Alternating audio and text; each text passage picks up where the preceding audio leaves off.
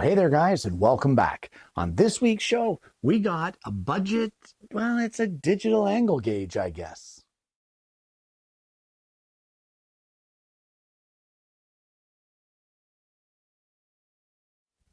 Now, for many years here in the shop, I have used one of these, and this is a tilt box by Beal Tools. Guys, they are incredible. They do a great job of measuring very precisely the angle of your tools, your tabletops, what have you. And they do it seamlessly. It's actually a fantastic device, but they're not cheap. So what if you don't really want to put out the extra money for one of these tilt boxes or even one of the knockoffs? They do a great job as well, some of them. What if you don't want to put that money out? Well, that's what I'm going to show you today. And we're going to make kind of a tilt box, but we're going to do it on a budget. And it's all going to start with a little bit of scrap. So in order to make this project, as I said, we're using scrap. And guys, this is just an old piece of pine that I had up in the rack. I don't even know its dimensions. It looks like 3/4 by a little more than 11/16. So it's not quite square at 3/4 by 3/4, but this is what we're going to use. I think it'll be perfect. What I'm going to do so I don't get my sides mixed up is I'm going to place a mark like this all the way along. Because it's not exactly square, I don't want my pieces to kind of flip and be around the wrong way. I can take that mark off later. It's no big deal. But what we're going to do is we're essentially going to make a frame. Now, the main digital component of this is going to be our cell phone. While we don't have tilt boxes in our shop in a lot of cases, what we do have is pretty much all of us have a cell phone of one type or another.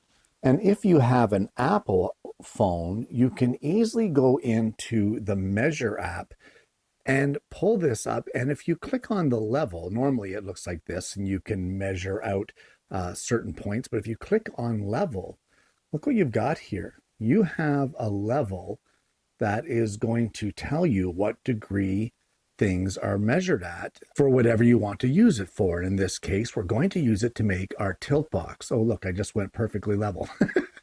So anyway, this is what you have. If you don't have an iPhone and you don't have this measuring app, there are a million different free level apps at the App Store or in Google Play. So just check it out and you'll be able to find one that'll suit your needs. So the first thing that we need to do is we need to know how thick my phone is with the case. And I'll just measure this here. It helps if you turn the calipers on.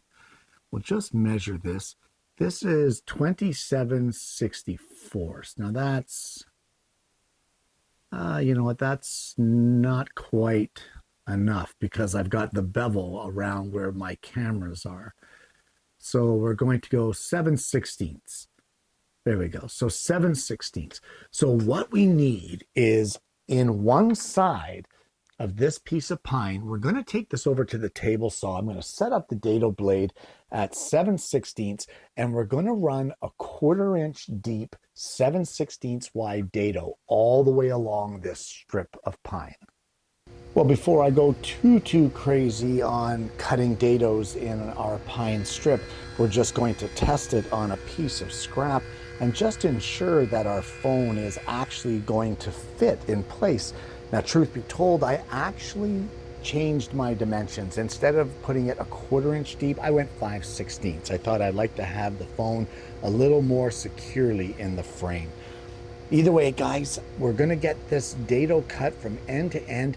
A really good way that we can use to keep it so that our dado is uniform all the way along and that it is straight is feather boards, of course. And of course, it's also a safety thing where it's not going to cause kickback. So if you can use feather boards or hold downs, it goes a long way to getting a much better quality cut. Well, I've checked that our phone fits in all the way along. It kind of went a little wonky on me at the one end here after it came outside of the feather board. I'm okay with that. I'm not going to use all of this anyway. You can see there's a bit of a warp to this, but that's all right too. If it causes us a problem, we're going to deal with that after.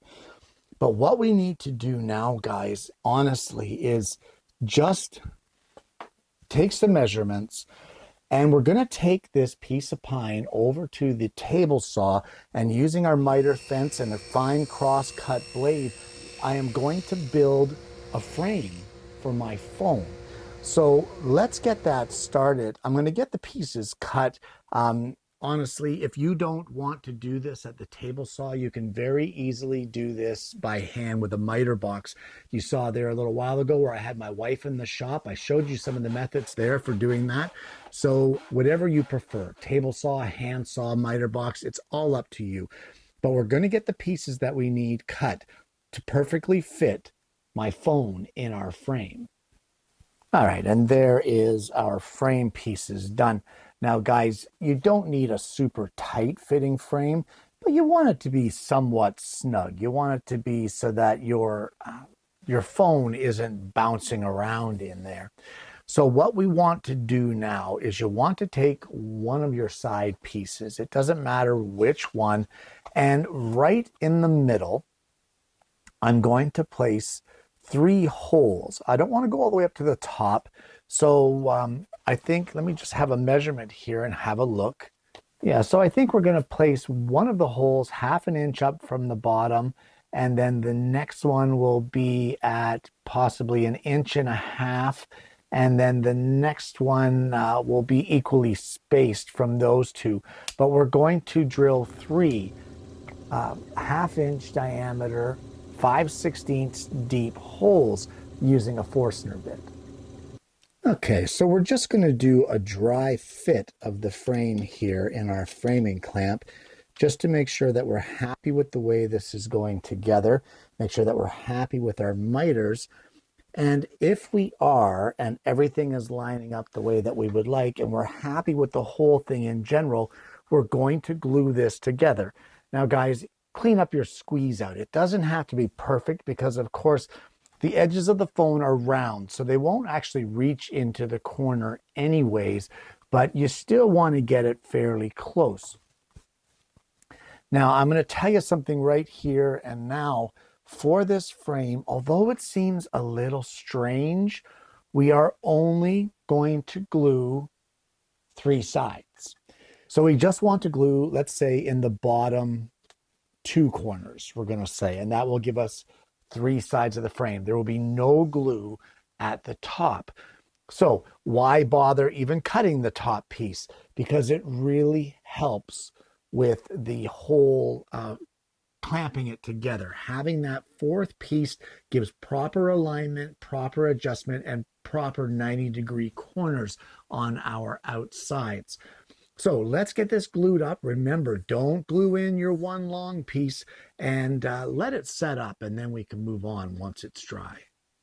Okay, so I've taken this out of the frame, and we can see that this top part now is out of here. The important part here, guys, and I've given this a little bit of a sanding just to clean it up a little bit, but the important part here is that the edge with our 3 holes in it and our bottom, it's imperative that this be perfectly square.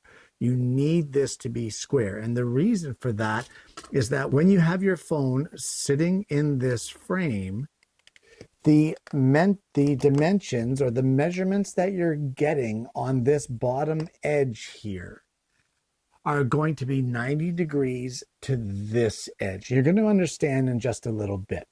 But we're going to make this look a little prettier. This is awfully tight fitting in here. I don't like how tight that is. And for me, it's because of that camera bezel that's on the back of my case. But we're going to actually shorten this frame just a little bit. So what I'm going to do is I'm going to take a circle template. I'm going to round off these top edges up here. And once I get them rounded off, we're just going to take them over to the scroll saw and cut them out. Okay, and there we go. There's our frame, and our phone just slides in just like this. And as I said, guys, it's imperative that this edge here with the holes is perfectly 90 degrees to the bottom edge. If it's not, place this bottom edge, as long as it's flat, against your miter fence and cut this to a 90-degree angle. Just skim it off to make it perfect. Now, the last thing that we need to do here is I want to take some magnets. I have some 1/2-inch magnets. I actually scavenged them out of our magnetic dust collection ports that we made here on the show. And as you know, I've replaced them with 3D printed ones. So I have all these extra magnets out of these things. So I've removed all those magnets out of them, and I'm just going to glue these 1/2-inch magnets in here like this using some 2-part epoxy, and we're going to glue these in and let them completely set up. Well, I'm just going to sort of sidetrack a little bit from the project here. I have shown you guys these tricks before, but I just want to mention them for anyone that is not a regular here on the show. And when your epoxy thickens up like mine has, it's not garbage, guys. You can sit the bottles in some hot water and it will thin it out and make it very usable. And make it so it basically rejuvenates it completely. Another tip for epoxy is mix it on some masking tape on your bench. It makes cleanup of the epoxy so much easier because all you have to do is basically peel up the masking tape and throw it in the garbage. So, you know, you don't need to put it in a special dish or a special mixing dish. And the last tip I have when it comes to using 2-part epoxy is cleaning up the squeeze out. Use some rubbing alcohol, and that will clean up your squeeze out perfectly and get rid of any of that sticky residue. Once it's dry, it's not going to work. So you have to do it when it's wet, guys. So let's get these magnets glued in place into our frame. And we're going to clamp them in place using our bench as support for this so that we can get these glued in and move on from there. And then I'll show you basically how to use this thing. So here we have our frame. Our magnets are dried in place. And what we're going to do is I'm going to slip my phone into this frame and make sure that it's bottomed out. Now, we already know that this side with the magnets is 100% square to this side. That way, whatever it's reading on the table, this will read 90 degrees. So I'm just going to go into my phone here. We're just going to go into our Measure app, and I'm going to click on the level. Okay, well that there is already surprising. I'm surprised that my saw is level, but it is. That's okay. So that is showing us at 0 degrees. If we snap this onto our blade now, we can see that it is still at 0 degrees, which says that our table saw blade is level. If you're not sure, you can lift this off the table just a little bit, and now we are reading directly from the blade. We're not reading from the table. So let's just try an experiment here. I want to take this off, and those magnets are strong. We're going to take our tilt box. Now this tilt box is considerably more than what this little frame cost me, but let's just say we're at 0 degrees here. We're going to check our blade.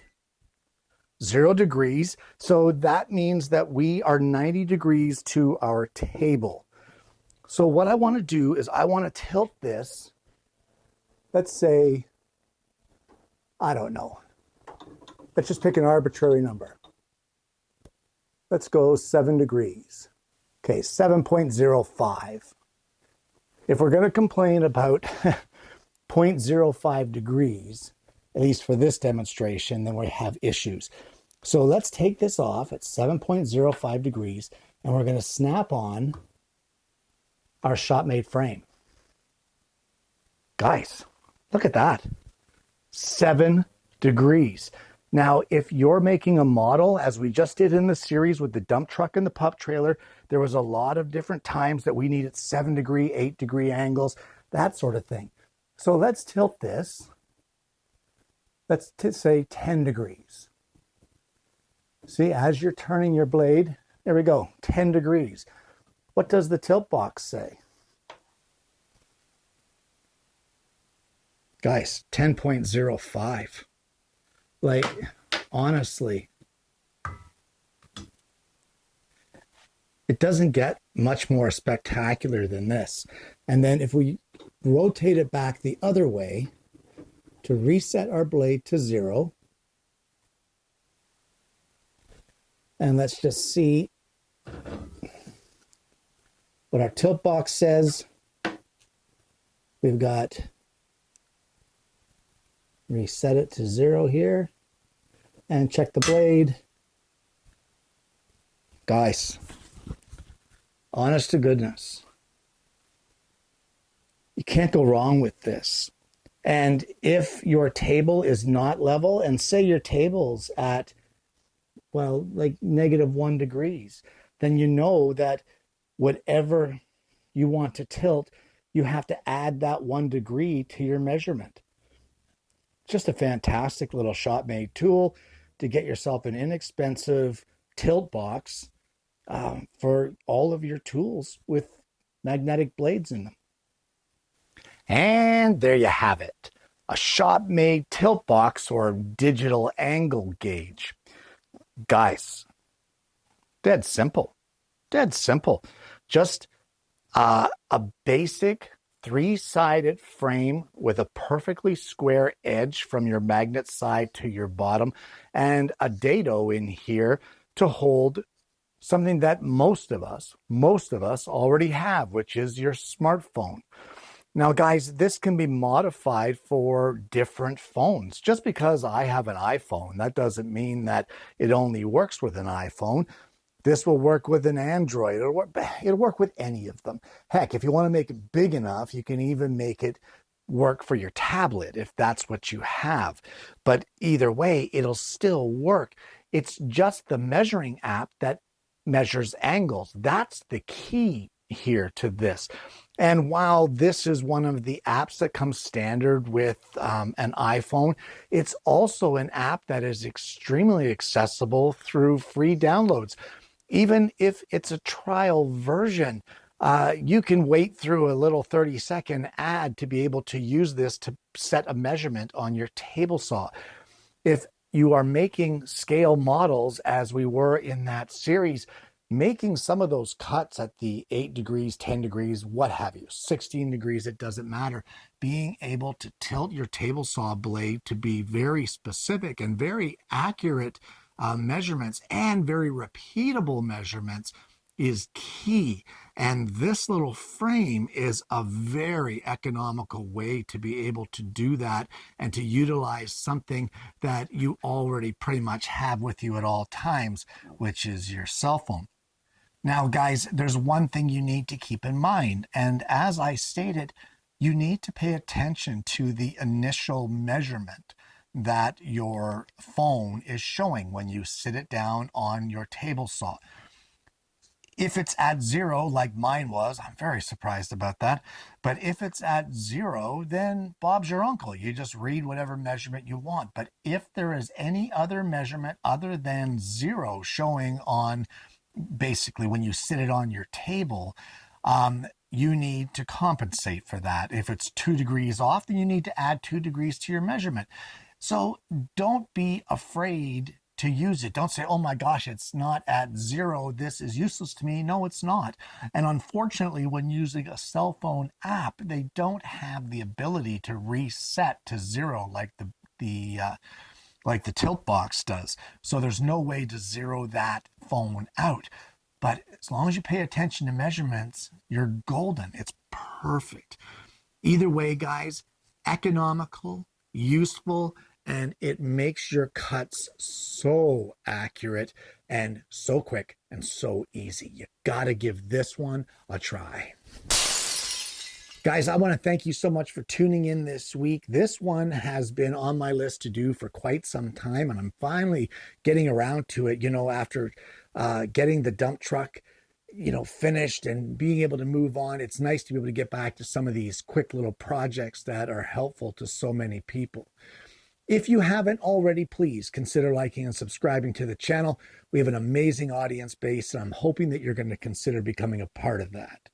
Guys, I want to thank you so much for tuning in. I hope you've enjoyed today's show. I hope you've enjoyed the content. I hope you've been able to take something positive away from today and maybe learn something. I hope that you're going to make one of these for yourself because they truly are awesome. And more importantly, guys, I hope you're going to join me again next week when I bring you yet another woodworking video.